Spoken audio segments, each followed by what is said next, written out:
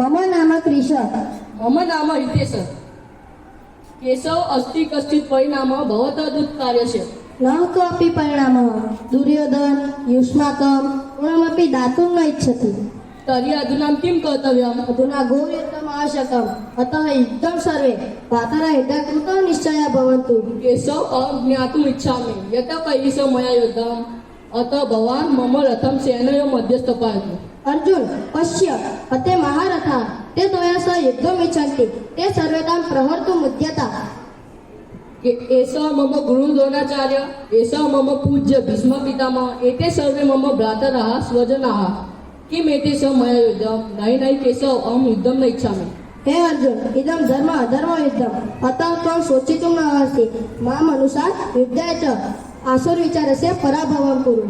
स्वजना तत्त्व प्राप्तस्य राज्यस्य न काप्स्य विजयं कृष्ण, न च राज्यं सुखानि च। किं नो राज्यं गोविन्द, किं नो भोगै जीवितेन वा? यदि ते मम वधम् इच्छन्ति ते मां वहन्तु, अहं युद्धं न इच्छामि। हे अर्जुन, त्वं महारथः अतिशूरः च, किमर्थमेव विचारसि? एषः तु क्षत्रस्य अयोग्य धर्मस्य आचरणं कुर्वन्ति, तेषां नाश आवश्यकम्। एषः एव क्षत्रियधर्मः।